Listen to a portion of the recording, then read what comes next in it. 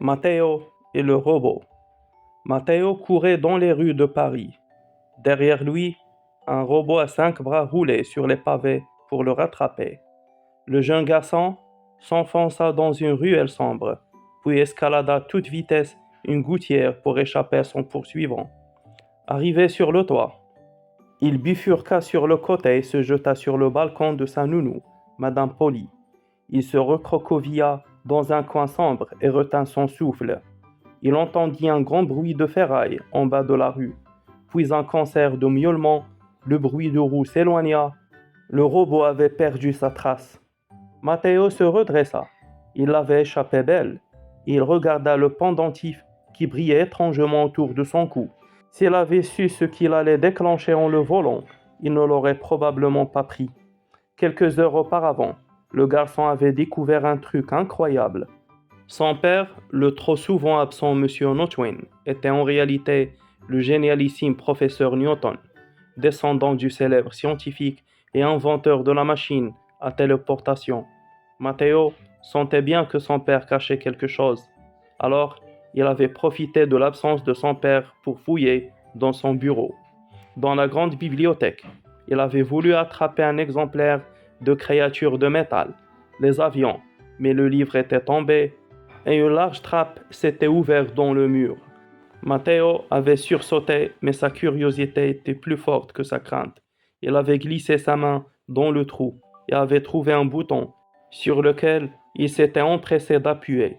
La bibliothèque avait pivoté. Il avait découvert le laboratoire de son père. Des pièces métalliques accrochées au mur brillaient de partout. Des fioles remplies de vapeur colorée étaient posées sur les tables et au centre, fière et imposante, la machine à téléportation. Matteo s'en approcha, mais avant qu'il n'y arrive, son regard fut attiré par le pendentif noir qui brillait sur l'étagère. Sur le dessus du pendentif, son nom était inscrit en lettres fines et dorées. Le garçon n'avait pas hésité, il l'avait attrapé pour le regarder. C'est à ce moment-là que les murs s'étaient mis à trembler. Une porte s'était ouverte dans le mur et le robot armé de lames tranchantes au bout de chacun de ses 5 bras était apparu. Matteo s'était vite retourné vers la sortie, mais catastrophe. La trappe s'était refermée.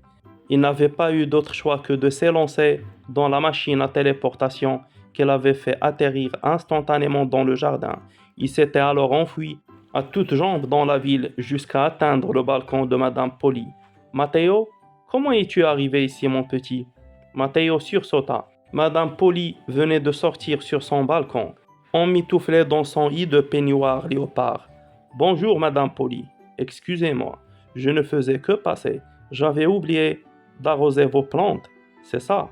Je suis venu avec ma mère et j'avais oublié d'arroser cette plante, s'exclama-t-il avec un sourire forcé, en désignant un cactus posé par terre. Mais voyons, mon petit, ça ne s'arrose pas un cactus. Ah, c'est donc pour ça que je ne l'ai pas fait, rit-il, gêné. J'avais oublié. Je ne vous dérange pas plus.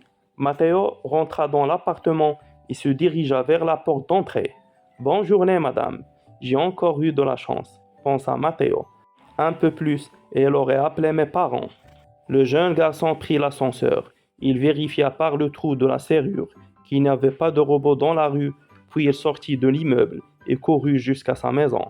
Il s'engouffra rapidement dans l'entrée. Il sentit alors une odeur étrange, une douce odeur de caramel venant de la cuisine, se mélanger au rallonge acide de dernières expériences chimiques de sa mère. Cette dernière passa la tête par la porte. Matteo, mais où étais-tu passé? J'ai fait des crêpes pour le goûter. J'étais chez Tom pour tester un nouveau jeu. Tu aurais pu prévenir, ton père te cherche partout. Matteo se figea. Si son père le cherchait, c'est qu'il avait découvert qu'il avait volé le pendentif et utilisé la machine de téléportation. Il allait sûrement être puni. Où est papa? Il est sorti acheter le pain il y a 30 secondes. Vous vous êtes raté de peu. Ok, j'ai un truc à faire. J'arrive tout de suite. Matteo courut dans le bureau de son père. Il attrapa le livre Créatures de métal. Les avions appuya sur le bouton de la porte secrète et pénétra dans le bureau de son père. Il poussa un cri lorsqu'il tomba nez à nez avec le robot à 8 bras. Il se mit en position de combat, mais ce fut inutile. Le robot ne bougeait plus et semblait éteint. Matteo se faufila alors dans la pièce et déposa le pendentif là où il l'avait trouvé. Puis il sortit, referma la porte en appuyant sur le bouton et remit le livre à sa place. Il venait d'entamer sa deuxième crêpe quand son père entra dans la cuisine. Bonsoir, dis-moi qu'est-ce que tu as fait aujourd'hui, Matteo? Matteo se sentit rougir jusqu'à la racine des cheveux. Pas grand-chose, dans la course à pied. Dans la course à pied? Drôle de coïncidence. Je crois qu'une de mes inventions est aussi sortie faire un jogging cet après-midi. Tu voudrais que je te la présente? Ah non, ça ira, s'écria Matteo, l'air horrifié. J'ai une dose de robot pour aujourd'hui. Comprendre. 1. Pourquoi Matteo s'enfonça-t-il dans la ruelle? Il a peur du robot. 2. Pourquoi le robot courait-il derrière le jeune garçon? Pour l'attraper. 3.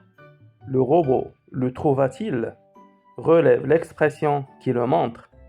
Non, il avait échappé belle. 4. Qu'est-ce que Matteo a trouvé dans le bureau de son père? Une bibliothèque. 5. Pourquoi la trappe s'était-elle ouverte? Matteo a appuyé sur un bouton. 6. Que se passait-il quand Matteo avait glissé sa main dans le trou? La bibliothèque avait pivoté et il avait découvert le laboratoire de son père. 7. Comment Matteo avait-il pu sortir du laboratoire de son père? Grâce à la machine à téléportation. 8. Où la machine à téléportation avait-elle atterri? Dans le jardin. 9. Matteo a-t-il raconté sa vraie histoire à Madame Poli? Relève ce qui le montre. 9. Non. Bonjour Madame Poli. Excusez-moi, je ne faisais que passer. J'avais oublié d'arroser vos plantes. 10. Le père s'est rendu compte que Matteo a pris le pendentif. Relève la phrase qui le montre. Bonsoir. Dis-moi, qu'est-ce que tu as fait aujourd'hui, Matteo?